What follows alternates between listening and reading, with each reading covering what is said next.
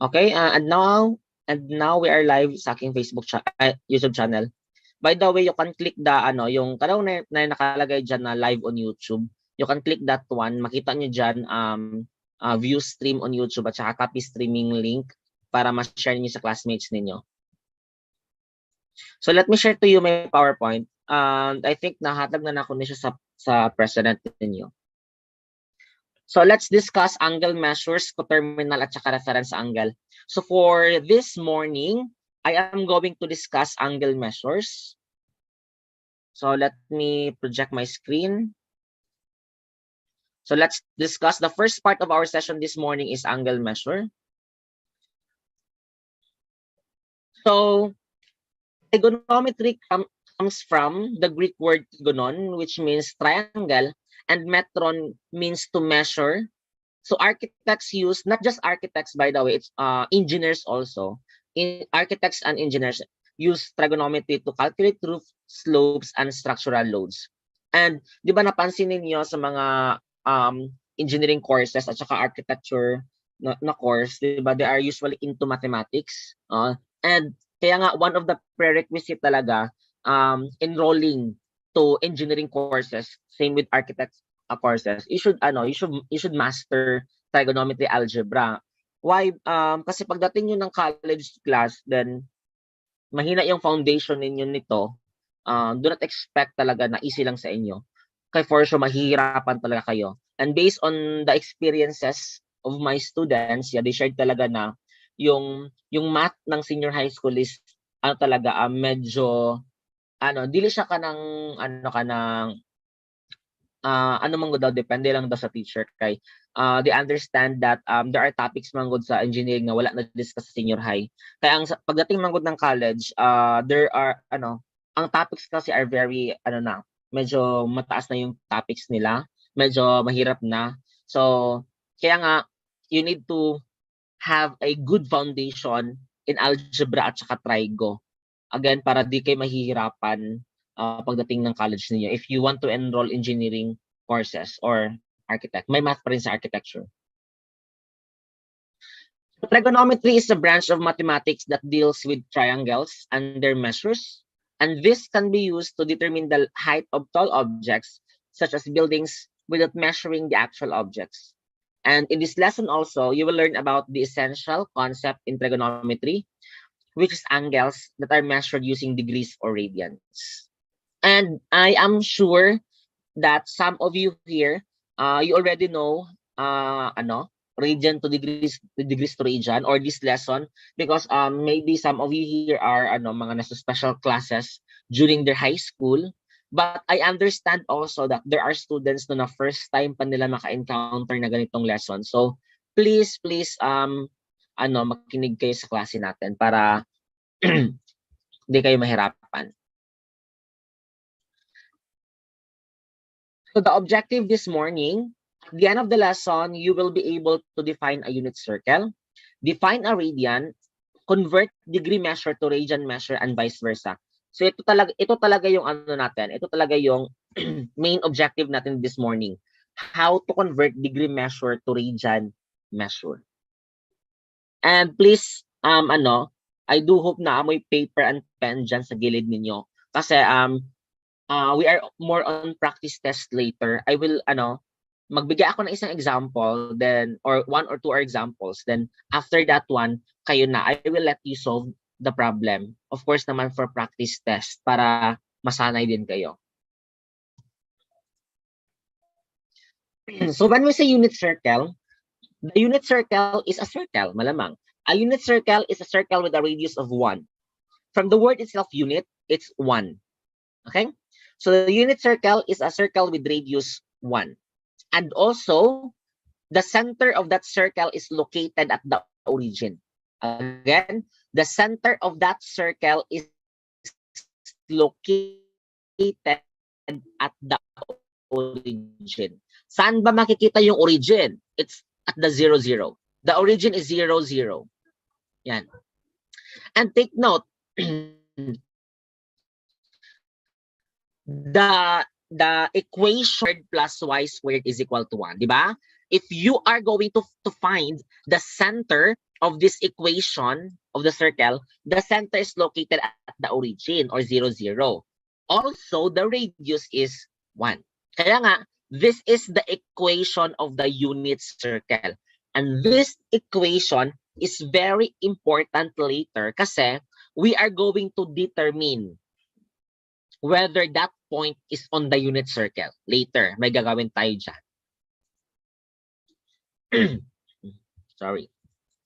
Next, the x-intercepts of the unit circle are 1, 0. Please take note of this one. The x-intercepts are 1, 0, negative 1, 0, and y-intercepts are 0, 1, and 0, negative 1. Sir, paano siya nakuha?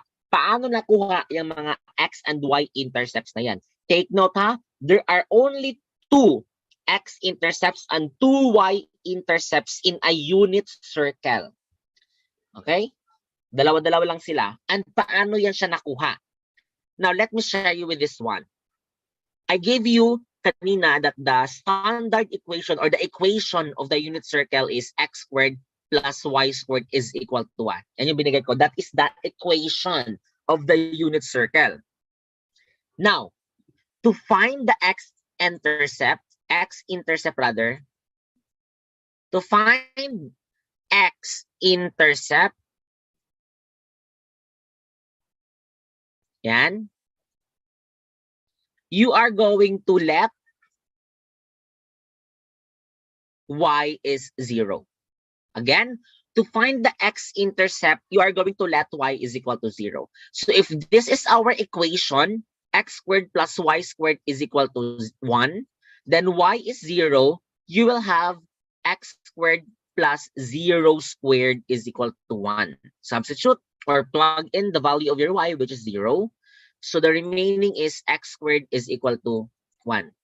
And to find the x or the roots or the zeros, you are going to extract the square root. So x squared is equal to square root of 1. So square root of 1, there are 2 roots, possible 2 roots. You have negative 1 and 1. That is why, because of this one, you can create an ordered pair. Yeah, you can create an ordered pair which is 1, 0 and negative 1, 0. That is why these are your x-intercepts on the unit circle. Okay? That's the process. Again, that's the process on how to get this one, the 1, 0 and negative 1, 0. Now, sir, how about the y-intercepts? How about the y-intercept? So, ano yung gagawin namin? Actually, same process lang. But, let x is 0. Again, same process lang tayo for y-intercept. However, the value of your y must be 0. The value of your x must be 0. So, x is 0. Let x is 0. Given the equation is x squared plus y squared is equal to 1. So 0 squared is equal, plus y squared is equal to 1. So y squared is equal to 1, then extract the square root of y squared, square root of 1. So you have positive 1 and negative 1. And you can create an ordered pair out of that. And that is 0, 1 rather. 0, 1, 0, 1, and 0, negative 1. So that is the process on how to get the x and y intercepts of your unit circle. Yan. So please copy. And again, please take note of this one. I think may lalabas ito na ganito ang situation sa exam. And by the way, let me remind you this pala, no? Ako yung teacher na naga-modified or naga-more stripe true or false sa exam. So, if hindi pa kayo sanay sa ganyan, masanay na kayo sa akin. Again, ako yung teacher na gumagawa ng true or false sa exam. You can ask my previous students. Actually, 20 items yung true or false nila last time. Yeah, kasi naggawa ako ng bagong exam sa kanila. So sa inyo, mga around 10 lang sa inyo. Ano nga ba yung Morse type true or false? Yung may dalawang statement, then you are going to identify like write A if only statement 1 is true, write B if only statement 2 is true, write C if both statements are true, and write D if both statements are false. Ganon. May ganyan talaga ako sa exam always. And you should be aware of that one para ma-prepare na kayo.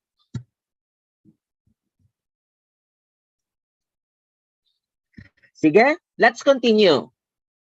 Let's have a review about the angle in geometry at saka angle in trigonometry kasi they have their own definition. Iba yung definition ng angle sa geometry, iba din yung definition ng angle sa trigonometry.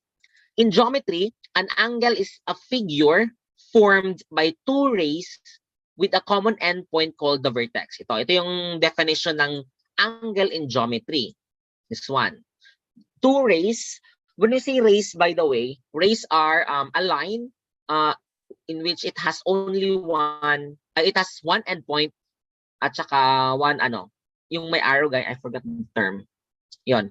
Basta ang ray is merong isang endpoint, yung ray. So it is formed by two rays in which the two rays have a common endpoint called the vertex. Meanwhile, in trigonometry, when we say angle in trigo, it's a figure generated by a ray, still a ray, rotating its endpoint called the vertex. In trigo, we have this initial side and terminal side. Sa geometry, walang ganon. Walang ganon siya. Terminal at saka initial side, walang ganon. In trigo, meron. Now, you need to determine saan banda yung initial side at saka saan banda yung terminal side. Okay? Kailangan nyo malaman yan. Now, kung saan ka nag-start, that is your initial side. Kung saan nag-start ito, that is your initial side. And then kung saan naka-point yung arrow mo, kung saan naka-point itong arrow na to, this is your terminal side. Okay? Ang lang siguro, ang i-take note nyo lang siguro isang terminal side kasi may may clue. Kung saan naka-point itong arrow na to, that is your terminal side. Again, for the initial side, kung saan siya nag-start dito na side, ito siya, the starting point, kumbaga, that is the initial side. Sir, bakit importante yan siya? Kasi sa ating mga examples later, I am going to ask you kung tama ba siya, like saan banda yung terminal side, yung initial side, ganon. Importante talaga itong terminal at saka initial side, especially in physics, yeah, in graphing vectors, okay, importante din siya.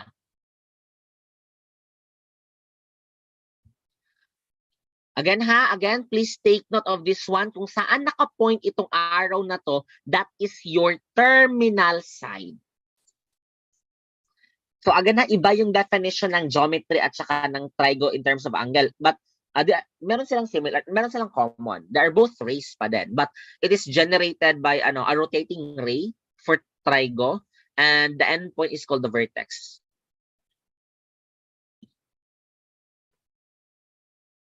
Also, positive angle is generated by counterclockwise rotation, while negative angle is generated by clockwise. Counterclockwise for positive, clockwise for negative. Now, meron pang ibang mga estudyante dito na hindi pa alam paano mag-differentiate ng counter at saka clockwise at saka counterclockwise. Hindi pa alam. Kaya nga funny masyado way back on my elementary days, like if our teacher asked us na mag-exchange papers clockwise. Some of, even ako, like malito pa kami sa yung direction. Now, counterclockwise is ito yung rotation ha. Take note of this one. The rotation of the counterclockwise is ito. Yan. Ganito ang rotation. Yan. Ganyan. Ito yung counterclockwise. CCW. CCW stands for counterclockwise. And for the clockwise rotation, ang clockwise is ganito. Of course, di ba, if makita ninyo ang clock or orasan sa inyo the rotation is pag ganito.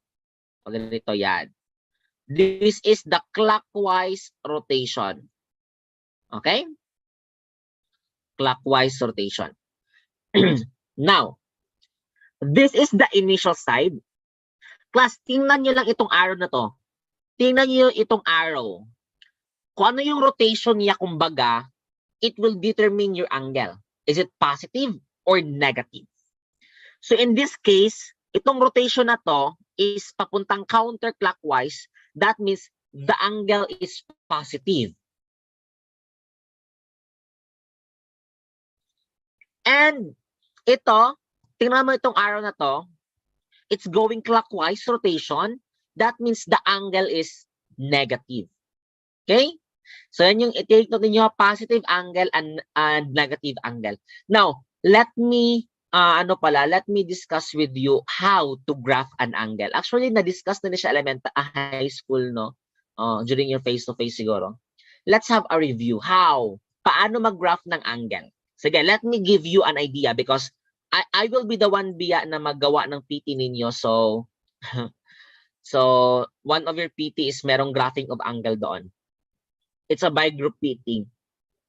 If this is the Cartesian plane, yan. Again, when you draw a Cartesian plane, dapat may arrow both ends. Ha? Ako yung teacher na galit pag walang arrow both ends pag gagawa ng Cartesian plane. Hindi siya matawag ng Cartesian plane.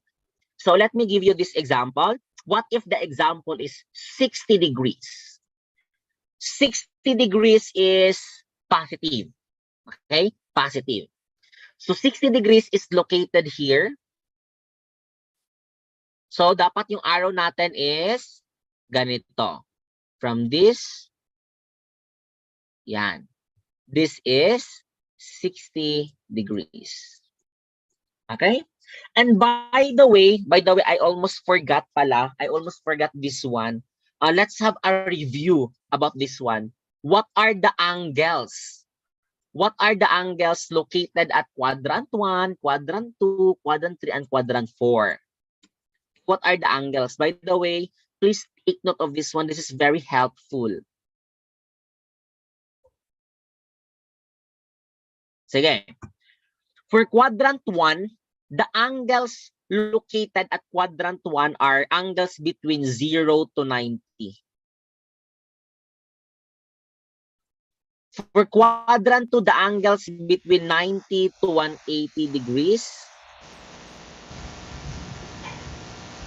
For quadrant 3, we have 180 degrees to 270 degrees. And for quadrant 4, the angles we have, it's 270 degrees to 360 degrees. Sir, nga na nag-repeat yung mga 90, 180 to 70, bakit nag-repeat sila? By the way, class, 0, 90, 180 to 70, 360, or any angles divisible by 90 except 0. Again, all any angles divisible by 90 including 0 are quadrantal angles. Kaya nga if your teacher will ask you saan quadrant makikita ang 90 degrees, the answer is walang you cannot find them in quadrant 1 to 4 because 90 degrees is a quadrantal angle. Ang tawag sa kanila is quadrantal angle. Again, 0, 90, 180 to 70, 360, or any angle divisible by 90 degrees. They are what we call quadrantal angles. Okay? Sir, what if negative yung angle? That's a good question. What if negative yung angle? So if we are going to graph negative 105 degrees, okay? Negative 105 degrees, saang quadrant siya makikita? Ito. If i-graph natin yung 105 degrees, take note, the rotation of negative is clockwise. Now, for negative angle, let me share you this one, quadrant 1. Please take note of this one, ha? Quadrant 3, 2, and 3, and quadrant 4.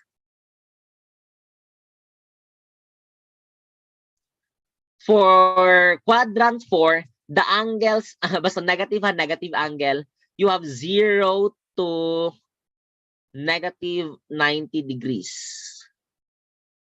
By the way, ito yung negative 90, ito yung negative 180, ito yung negative 270. Ito yung negative 360 or 0 degree. Yan. Okay? So quadrant 4 is from 0 to negative 90. Then quadrant 3 is negative 90 to negative 180. Then quadrant 2 is negative 180 to 180 to 270. And quadrant 1 is, sorry, negative pala. Negative 270 to negative 360. And so on and so forth. Okay? And so on and so forth. You can add them by 90 degrees or subtract by 90 degrees para mahanap pa yung iba. Okay, so please take note of this one. So if we are going to graph negative 105 degrees, according dito sa binigay ko na problem, negative 105 is located at quadrant 3. That means you can find here. And the rotation, take note, the rotation of negative angle, the rotation of negative angle is clockwise. So from dito to dyan. Okay? Sir, I have a question. Necessary ba talaga na dito always mag-start? Dito sa positive x-axis? Yes. Diyan talaga always mag-start para matawag siya na standard position. Okay? Para matawag siya in standard position. Later, ma-discuss ko yan siya later. Sige, take your time to copy this one. It's very useful. And if you have question, don't be shy to ask me. Again, if you have question, don't be shy to ask me.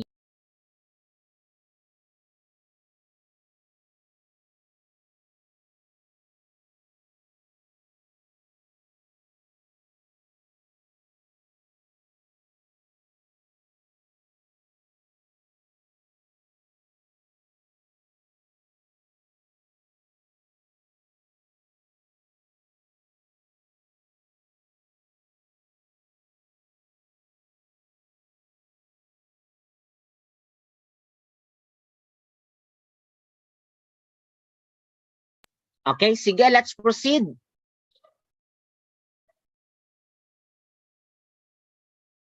Yes, yes. Nangutana na yung nag-ask diri, mabalikan ba daw ang video sa YouTube kahit tapos ng live? Yes, mabalikan lang siya. That's the good thing na ginawa ko kasi gina-live ko siya. You can preview it anytime. Anytime, anywhere. Okay, ang tawag na nag-ask dito, 0, 90, 180 to 70, okay? Yung mga divisible by 90 na angles, including 0, they are what we call quadrantal angles. Ito, quadrantal. Quadrantal angles. Yan. Okay? Kaya nga, if your teacher will ask you about this one, like, saan quadrant makikita ang 90 or meron bang reference angle ang quadrantal angles, the answer is wala. Okay? Wala ring reference angle ang quadrantal angles. Now, let's proceed. So, what is the direction of rotation of an angle with a measure of 20 degrees? Kindly chat your answer. Again, what is the direction of rotation of an angle with measure of 20 degrees? Kindly chat your answer. What's the direction of rotation? Counterclockwise ba or clockwise? Okay, very good. How pud mo no kay mo shortcut tubog CCW? Okay, that's correct. That's correct. Very good. The answer is counterclockwise. Bakit counterclockwise yung sagot? Okay? Bakit counterclockwise? In the first place, the given angle is positive. Again, the given angle is positive. And let me tell you this. What quadrant? Saan makikita ang quadrant? Saan quadrant makikita ang 20 degrees? Saan quadrant makikita ang 20 degrees? Very good. In the first quadrant. Again, in the first quadrant makikita yung 20 degrees. That's correct. How about this example? How about this example? It's 1. What is the direction of rotation? Okay, very good, very good. That's correct. The answer is clockwise. Sir, bakit clockwise? It's because the angle is negative. Again, the angle is negative. So it's clockwise rotation, the direction of rotation. How about the angle? Na ba siya, location sa angle? Very good. Walang, you cannot find 180 degrees in quadrant 1, 2, 3, and 4 because negative 180 is what we call quadrantal angles. Okay? They are quadrantal angles. Very good. Okay. How about this graph? Which of the following angles is positive? Saan ba dito yung positive ang angle? Tingnan niyo lang yung arrow na color black na rotation. Is it A or B? Wow, very good. Okay? The answer is letter A. Tingnan niyo itong rotation class. Itong arrow na color black na yan. Okay? This is the initial side. This is the terminal side. And the arrow, the rotation of the arrow is counterclockwise. Di ba naka-counterclockwise siya? Kanina naka-clockwise rotation. And lastly, yan. Ito yung negative.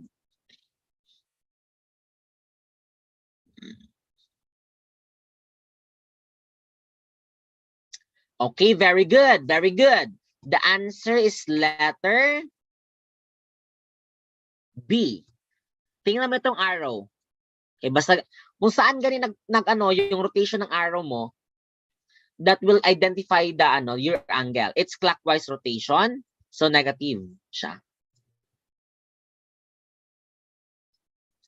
Another. Okay. Take note of this one pala. Take note of this one. Any circle with its center at the origin has the equation x squared plus y squared is equal to r squared, where r is the radius of the circle. And the equation of the unit circle is x squared plus y squared is equal to 1, in which the center is located at the origin, having the x-intercepts of 1, 0, 0, negative 1, and having a y-intercepts of 0, 1, and 0, negative 1.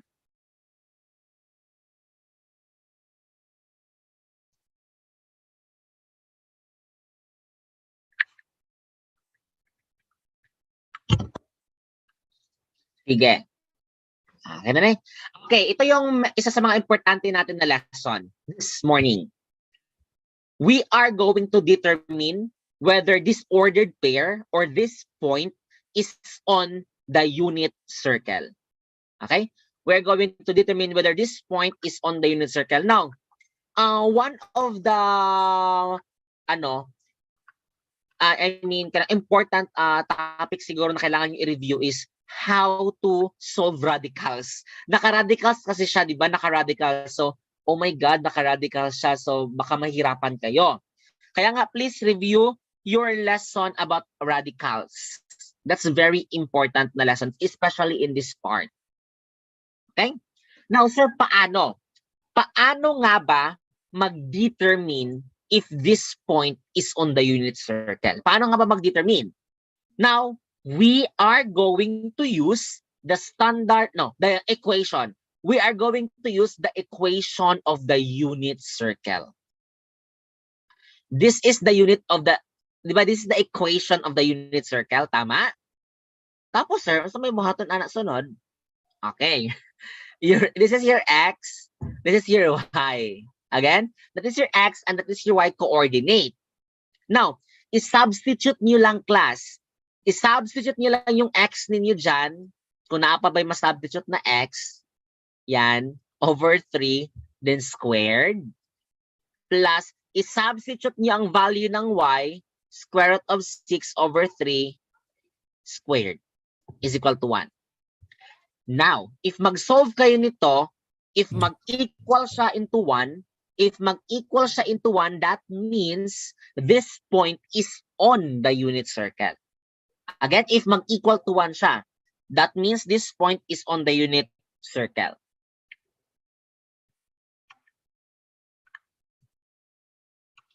Okay, now, let's solve. Ito talaga yung struggle ng mga estudyante ko because they don't know how to solve radical. Oh my God. Sige lang. You can use your calculator. Wait lang. Ato tag Symbolab sa mga mahilig dira mag-online calculator. I will allow you to use that one. Okay? Pwede na rin siya i-Symbolab ni siya. Pero I will present the manual process. Again, I will present the manual process. Then later, I will present the calculator process. At ako talaga yung teacher na if applicable siya sa calcio, I will present the calculator way. Of course, I need to present also the manual process because again, manual is important. It's more important rather. Sige, if I am going to square this one, this is 3/9. Yeah. Take note, square root of 3 squared is 3. 3 squared is 9. Kaya nga 3/9 yung sinulat ko. That's the manual process. Plus, square root of 6 squared is 6. Di ba matanggal na yung radical sign natin? So that's 6/9. If you are going to add this one, the answer is 1. So 1 is equal to 1. Correct. Di ba? Correct. 1 is equal to 1. That means this point is on the unit circle. Take note, may ganito sa quiz ko. You are going to determine whether this point is on the unit circle or not. Okay, ganyan lang yung process on how to determine whether this point is on the unit circle. Okay? So kindly copy. And for the calculator, sinong mga may calculator dyan, kagaya nito sa akin? Ito. Or mga 991EXES, ano pa? Okay, that's good. Sa mga merong calculator nito, I will teach you on how to get the using this one. Pwede rin niyo siya diretsoon. Okay? Take note sa exam, di ba ko mag-require og solution. Again, sa exam, I will not requiring you to have your solution. So pwede na siya makalkyo. Kung makalkyo siya, i-calculate na lang to save time. Okay? Kung makalkyo siya, i-calculate siya to save time. Okay? So thank you. Now let me share with you my calculator. Sa mga na-calculator lang ni applicable ha. Sa mga later pala, after this one, I will present using I will use Symbolab.com.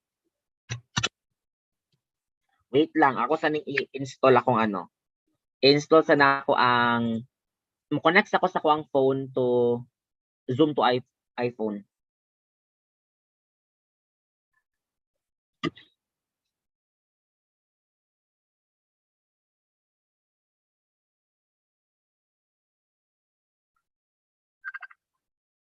Wait lang, kaya nanawag. Okay. Wait lang kaya.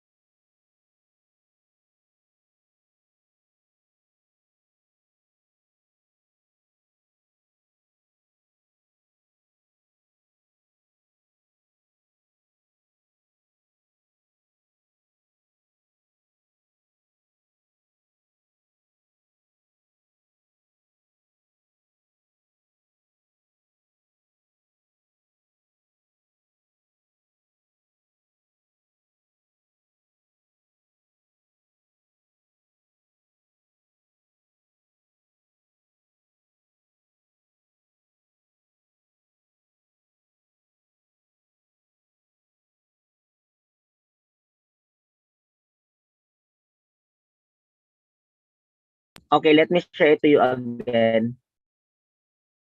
Ay, nanawag yung to. Um,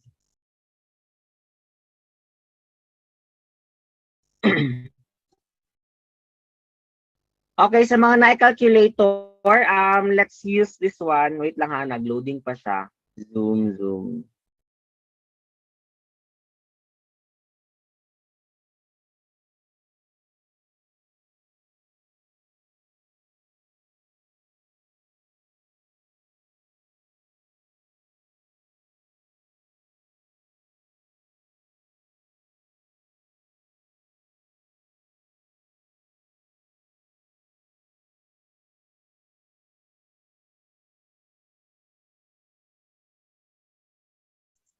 This is my calculator. So if you have the same calculator with mine or similar calculators sa akin, let's have this one na lang. So i-click nyo lang itong parentheses. And then ito. Then i-write yung square root of 3. Wait, class, maklaro ba? Maklaro siya dili. Okay lang. Wait lang. Dili siya maklaro, no? Maklaro dahil. Sige. Medyo lag. Medyo kurog lang pog kamot. Wait lang. Wait, nag-stop siya sa ako. Wait lang, nag-stop siya. I-input nyo lang ha. I-input nyo lang. Wait lang, nag-lag siya sa akong kamot. Nag-stop siya sa ako I don't know what happened. Yeah, medyo nasina yung internet ko dito.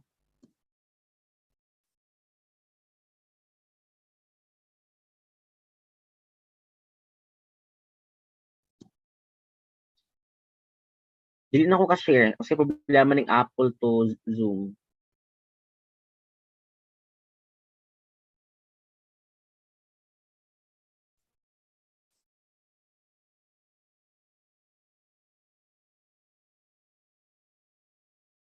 Ano na lang, later na lang siguro, medyo nag-hang. I don't know what happened. Siguro sa connection ko, siguro. Let's proceed na lang sa Symbolab. You can search symbollab.com ha. Symbollab.com. Symbollab.com. Okay? Actually, hindi ako magagalit if you are going to use this one. Mga walang calculator especially ha. You can use this one. Okay, so let's input the given problem. Lagyan nyo muna parentheses. Parentheses muna kayo, then fraction. Ito. Then, lagyan nyo square root of 3. Then, 3. Then, squared. I-click nyo to for squared.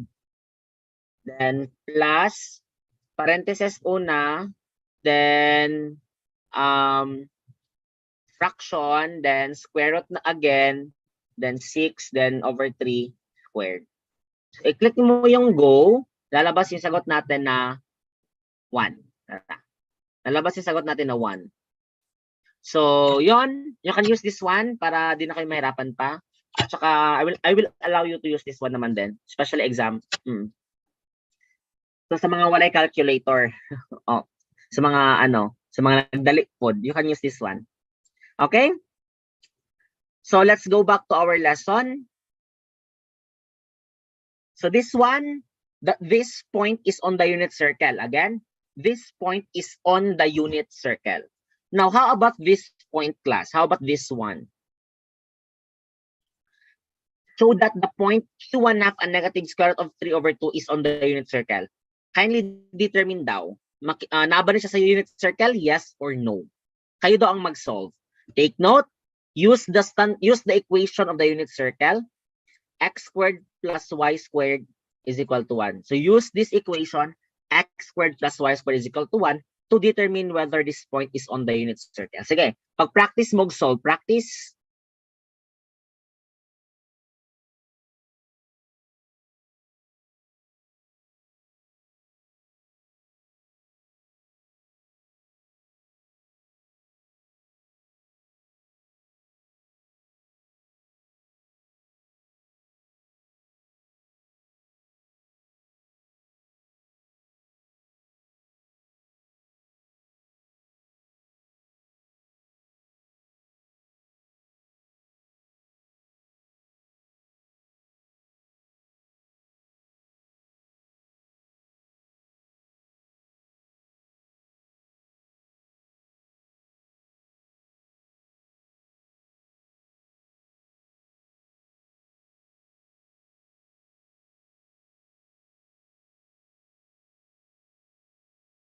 Okay, ang answer nila is yes daw. Naa daw sa unit circle. Sure mo? Sure, yes. Okay, let's solve. Let's solve if naa ba siya sa unit circle. Now, if this is your x, this is your y, substitute lang natin 1/2 squared plus negative square root of 3/2 squared. So 1/2 squared is 1/4, di ba? Sir, anong ibig sabihin ng 1/2 squared pala, sir? 1/2 times 1/2. Okay, 1/2 times 1/2. Naiuban dire, times 2. Mali na. Mo na nga, bago nyo ako angasan, dapat kabalo mo na ang 1/2 squared kay 1/2 times 1/2. Dili 1/2 times 2. Again, 1/2 squared is 1/2 times 1/2. Dili 1 times 2. 1/2 squared na siya kani. Naiuban, 1/2 times 2 na siya. Yun nga na. So 1/2 squared is 1/4. Sir, negative man yung isa, sir. Negative square root of 3/2. Ay, square root of 3/2 din squared. Di ba, class, kung i-square ni mo ang negative, di ba mahimong positive, di ba? Pag i-squared ang negative, mahimong positive. So, kaning negative square root of 3 squared, maging 3 na yan siya. Kasi maging positive na yan siya. Negative times negative is positive. Kaya nga, positive siya pag naka-squared. So, plus 3/4.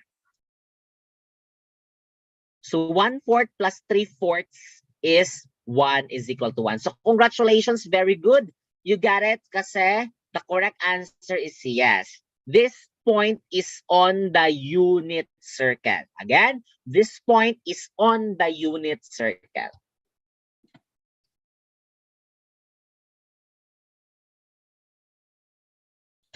Sige, next. Okay, next tayo. Ngayon yung calculator, hayukan yung symbol lab. Class, pwede mo mag-explore, ano?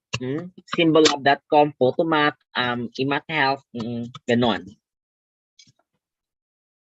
Ito yung situation natin. The point P is on the unit circle, located at quadrant 3. Find its x-coordinate. So the condition is, the point is already on the unit circle. Again, the point is on the unit circle already. However, missing yung x. Kung itao nato yung value nito, hahanapin natin. But before that, before anything else, before we will start finding the value of x, let's have first a review. Sa quadrant 1, positive si x, positive si y. Am I correct? Diba? Positive si x, positive si y sa quadrant 1. Sa quadrant 2, unsa man sa quadrant 2? Negative ang x. Wait lang, anong sulat naman ako si x, uy. Negative yung x at saka positive yung y. Then, for quadrant 3, class, both are negative. Very good. Both are negative. And quadrant 4, ang x positive, ang y kay negative. Yan. Kung nakalimot na mo, please copy this one. Di ba? Grade 8 ni nga lesson, grade 7 ganun siya sa uban. Oh my God, nakalimot na mo. Namoy mga butang siya na kaya dapat kalimtan. Pero please lang, ayaw ni kalimte. Mga anak na lang mo pohon, class. Kung na mo anak pohon, magpatudlo man dyan na for sure yung mga anak. Daddy, saan quadrant ito? Di ba? At least kabalo mo. Di mo maulawan sa inyong anak. Kung wala dyan mo choice, magminyo na lang siguro mga bright og math. Ana na lang. Anyways, let's continue. Now, the circle is, the point. The point is located at the units, at the quadrant 3. Again, the point is located at quadrant 3. So what do you expect? The value of your x should be negative. Again, the value of your x should be negative. Kasi quadrant 3 man. Sir, paano ito i-solve? Okay. Of course, same equation pa din. Same equation yung gagamitin natin. X squared plus y squared is equal to 1. Now, merong value ang y. Di ba? Merong value ang y natin, which is negative 1/2. So, x squared plus negative 1 half squared is equal to 1. So x squared plus 1 half, negative 1 half squared is 1/4. Okay? Negative 1 half squared is 1/4 is equal to 1. Then x squared, combine like terms, 1 minus 1/4. And you will have x squared is 3/4, di ba? 1 minus 1/4 is 3/4. Ang isa, kuhaan og 25 centavos. Ang may bilhin, 75 cents. That's 3/4. Yes, sir, x man yung ginahanap natin. X yung ginahanap natin. Extract the square root. Extract the square root. So, x is square root of 3 over 2. Square root of 3 is not a perfect, 3 is not a perfect square. So, square root of 3 is square root of 3 pa din. Square root of 4, since 4 is a perfect square, square root of 4 is 2. So, the answer is 2. However, the final answer must be negative. Again, the final answer must be negative because it was stated in the problem that the point is located at quadrant 3 in which both x and y coordinates are negative. So dito, positive yung sagot natin dito, pero kailangan natin siya i-consider ang location ng point which is in quadrant 3. That is why negative square root of 3 yung sagot natin. Okay? So please take note of that one.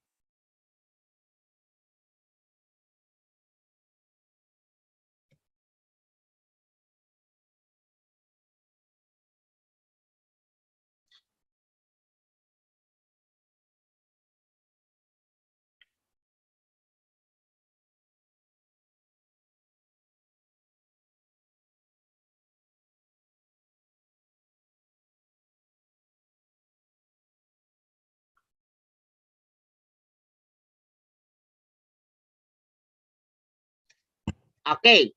Now, for another example, okay? For another example, kayo ang mag-solve. Okay? Kayo ang mag-solve para ma-practice din kayo. Kaya nga I asked you kanina na dapat na may pen at saka paper sa gilid.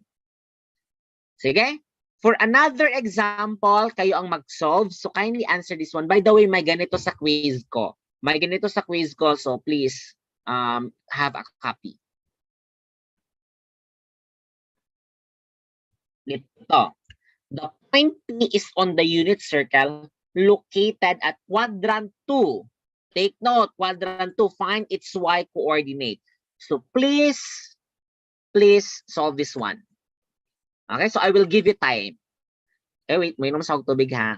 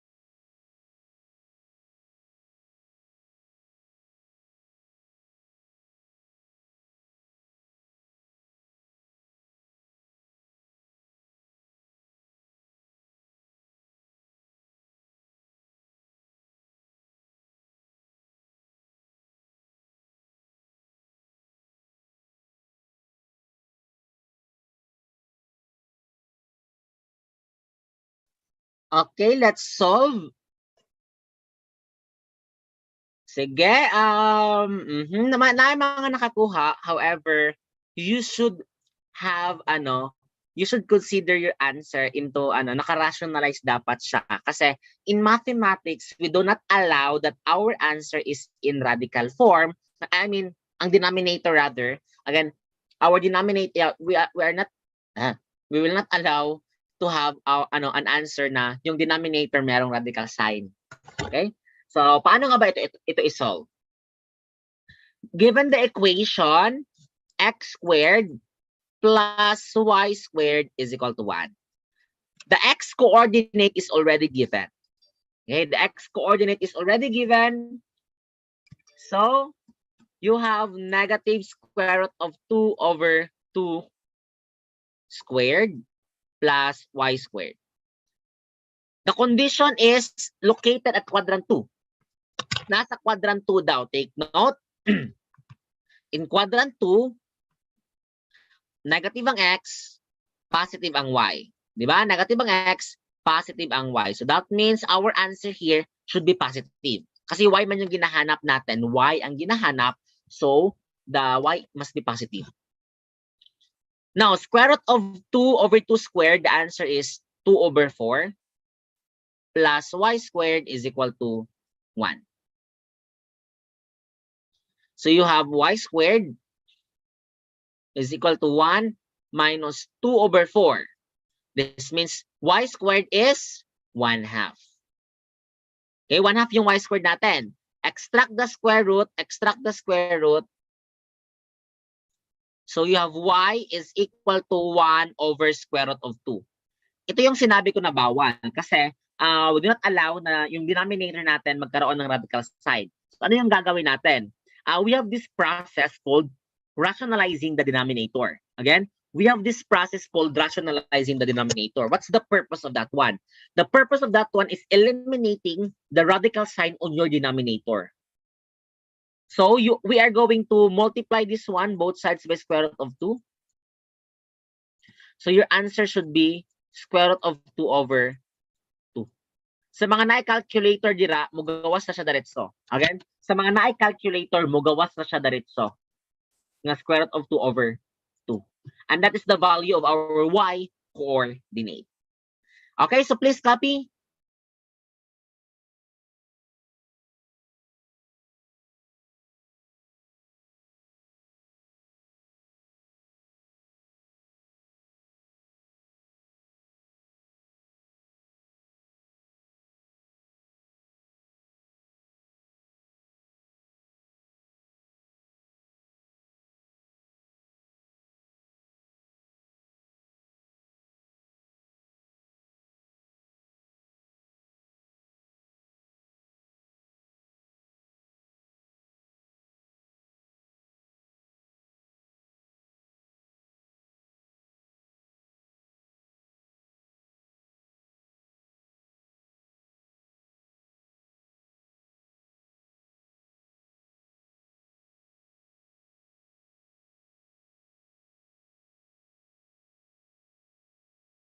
Okay. For the next part of our lesson, this one. There are two ways to measure angles. We have degrees, radians.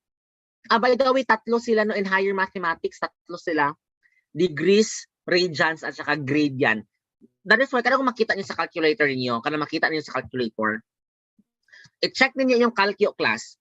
Kung naka-highlight yung letter D sa taas, that means the mode of your calculator is in degree mode. If naka-R ang mode sa calculator niyo, that means the mode is in radian. And if naka-G ang mode sa calculator, that means the mode is gradients. Pero gradients, wait lang ha, muna spelling. Butangan nila og G ang gradient. Tama ba ko spelling? Nakulbaan sa spelling da. Sa gradient, gradients. Wait lang. Okay, gradient. Yeah. Yan. Okay? Again, in higher mathematics, tatlo yan sila, degrees and radian, pati gradient. But in our lesson this morning, Ay mo kabalaka, duha ra ta ka buok ani degrees lang tag radians. Again, degrees at saka radians lang yung ano natin, yung i-convert natin. Now, a degree can be obtained by dividing the full rotation into 360 parts. Okay, wait, may nag-ask dito paano daw i-set up. Depende biya sa calcio. Ano na lang siguro, sa mga gusto mag-learn, kasi iba-iba tayo ng calculator. But for me, there are two types of calculator, pangit at saka magandang calcio. Yeah, I am very judgmental sa calcio. By the way, may pangit at saka magandang calcio, no? I-message lang siguro ko, i-PM ko, tapos picturean ninyo ang calculator ninyo, then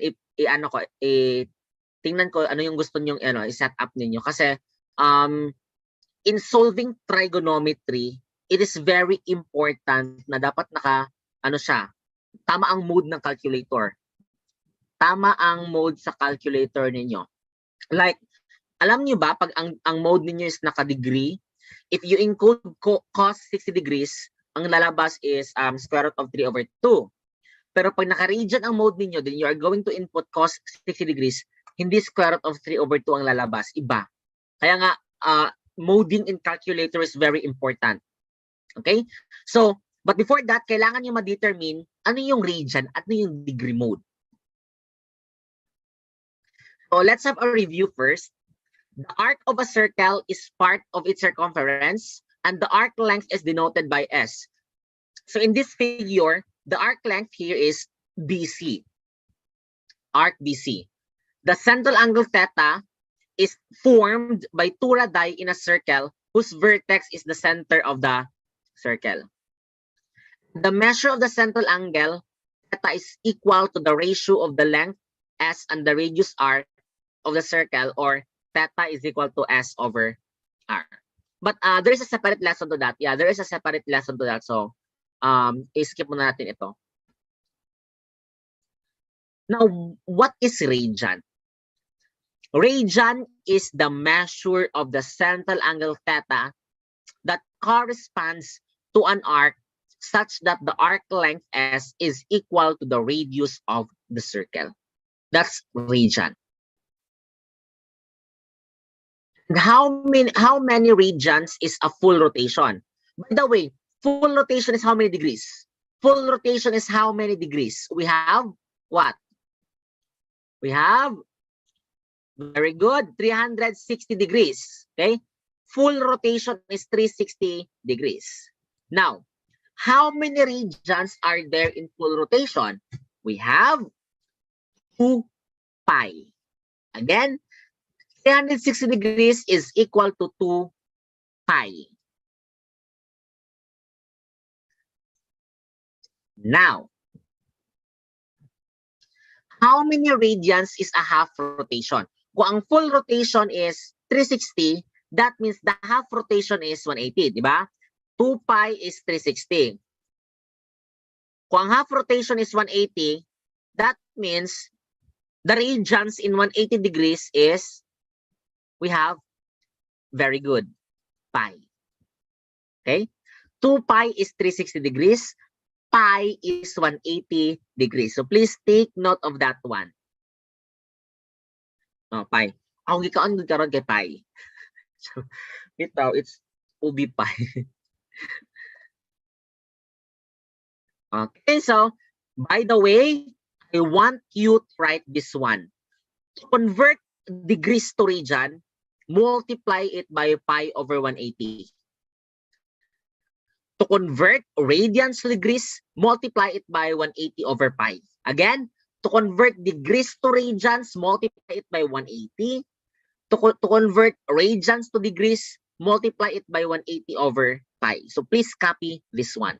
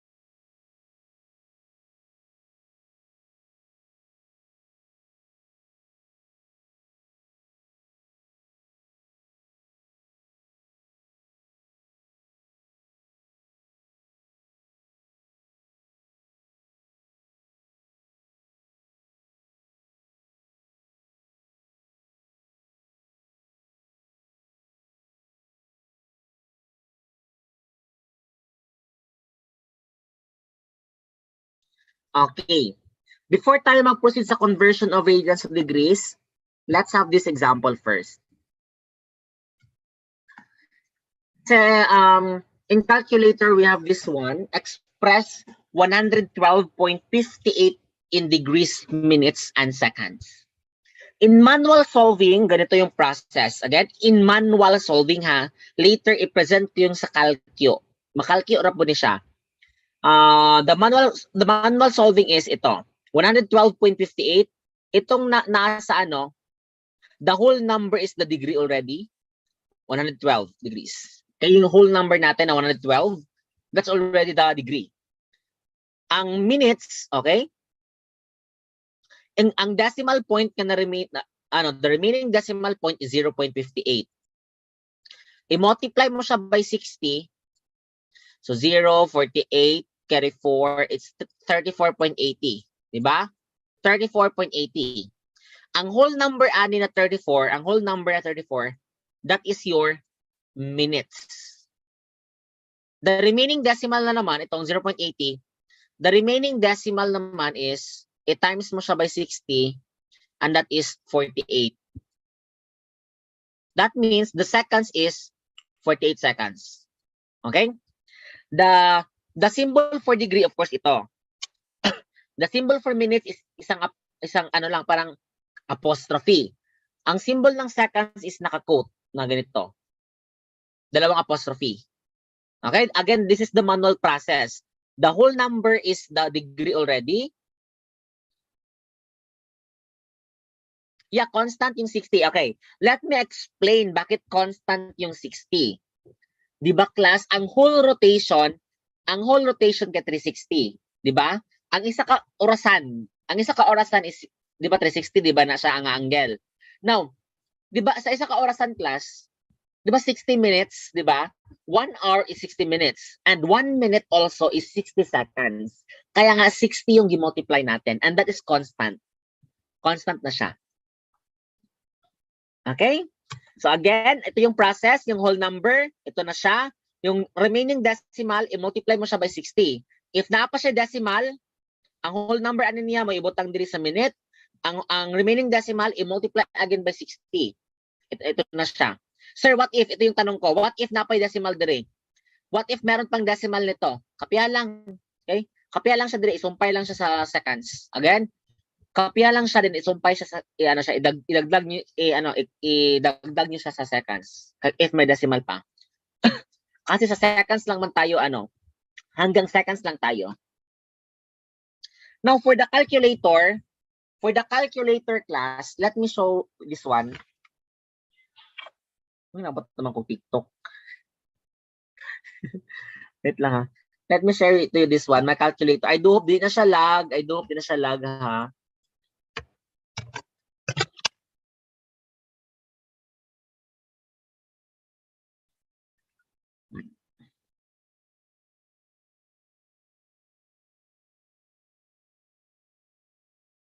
Okay, ito.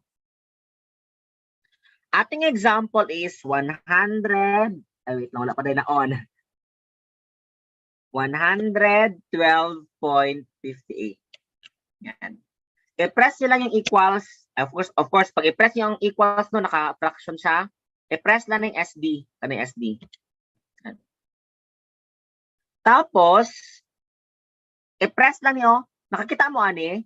Degrees, minutes, o seconds kani siya. I-click na siya. Oh, magawas ng answer, di ba? Amazing. Magawas ng answer. Okay? I-click lang na siya. Again, ibalik na to ha. O, ibalik na to. O, kana, ibalik na to. 112.58. I-click lang ni siya. Applicable ni sa pati ang mga pangit na calcio, magamit ni siya na. Basta merong ganito. Yan. Yan, o, di ba? Lumabas. Okay?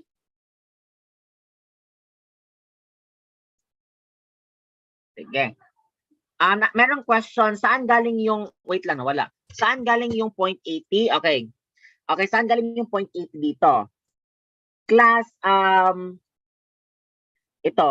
Di ba if ang 0.58, yung multiply natin siya by 60, Ang lumabas, 34.80. Ito yung lumabas, 34.80. Ang 34 niyo na whole number, idagdag mo siya dito, and that is your minutes. Ang 0.80, since meron man siyang decimal, i-multiply niyo sa agad by 60. Okay? I-multiply niyo sa agad, and that is the basis for your seconds. In terms of the mode of the calcio, ano siya? Okay lang, any mode will do, I think. Yeah, any mode. Yeah, any mode lang. Kahit naka-degree radian pa sa any mode. Wala problema sa iya ha. Again, walang problema sa kanya kahit any mode. And itry ko daw sa Symbolab if lalabas siya class. Itry ko sa Symbolab ha. I think mulabas mo sa Symbolab. Symbolab. Magawas pa ata siya. Ay, wala. Di siya magawas. Wait lang, di siya magawas lagi dito sa Symbolab. Di gawas mo to last time. Wala din. Di na siya magawas sa Symbolab.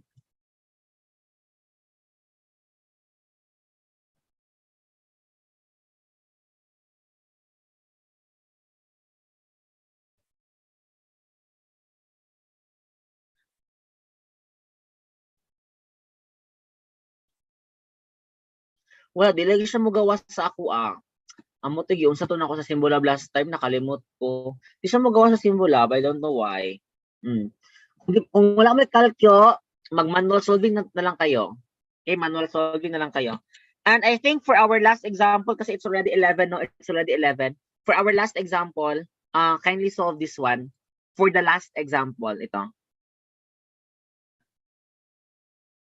This one, kindly chat your answer. This will be our last example before we will end. Again, this will be our last example before we will end. So kindly chat your answer, negative 322.65 in degrees, minutes, and seconds. I-chat in yung answer. Pag-practice mo,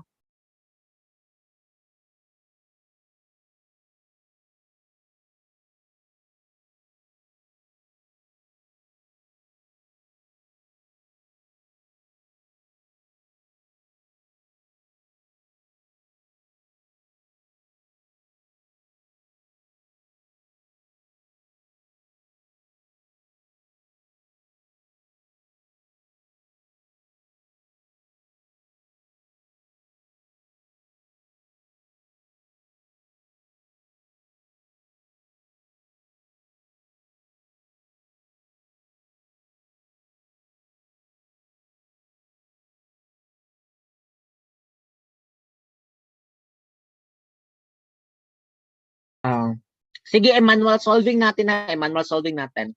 Itong whole number, that's already the degree. Negative 322 degrees. The remaining decimal is 0.65. Multiply it by 60. So 0, 6 times 5, 30, carry 3. That's 39. So, it's 39 minutes and wala na no? 00 naman ang decimal, di ba? 00 na. So, 39 minutes and kailangan nyo isulat ang 00 seconds. Okay? Kailangan nyo isulat ang 00 second. Yun. And this is now your answer. No, medyo swerte yung mga merong calculator kasi pwede rin ma-input sa calcio. Okay? So I think dito lang tayo mag-end kasi it's already 11.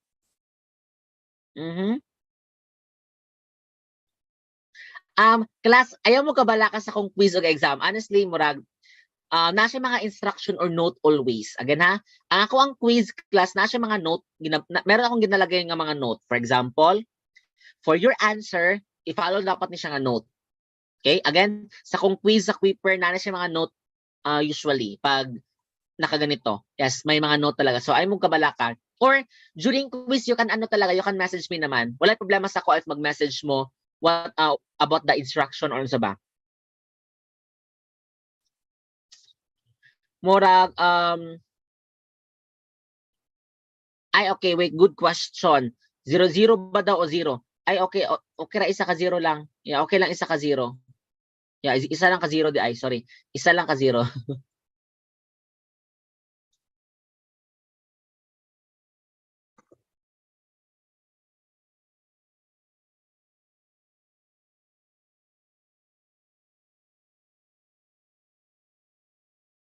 Yeah, ako ang mabuhat sa exam. 50 items lang ang exam, good for 2 hours and a half. Yeah, good for 2 hours and a half ang exam.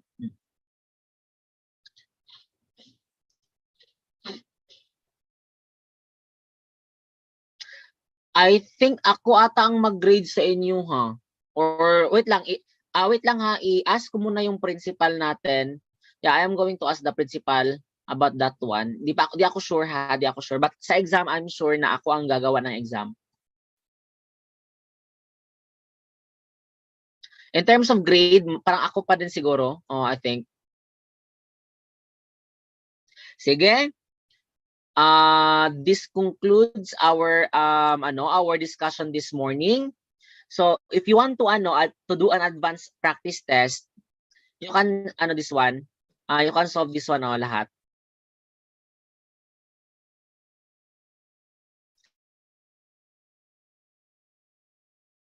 Okay. Our lesson this afternoon, kailangan naman tag-oras. It's all about converting radian to degrees, degrees to radian, finding the positive coterminal at saka negative coterminal, at saka the reference angle. Reference angle. Yan yung discussion natin this afternoon.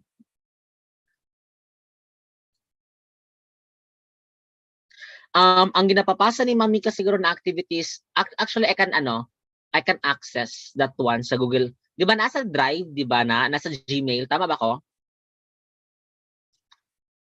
Naa ba sa Google Classroom rather, Google Classroom, tama ba? Okay. Siguro if ever mag-ask ko kay Mami ka about that one, kung siya ang mo grade, okay lang. Kung ako, okay lang po. Ang PT po namin, yes, ang isang PT is ako ang magbigay. Isang PT lang kayo. Again, isang PT lang yung ibigay ko. It's a by group PT. Again, it's a by group PT. So, ihatag siguro na ko siya after our class. Again na, ibigay ko yung PT after our class. And don't you worry with the deadline of the PT because the deadline will be January 3, 4. Yeah, January 3 or 4 ang akong plan nga deadline for your PT. It's a by group.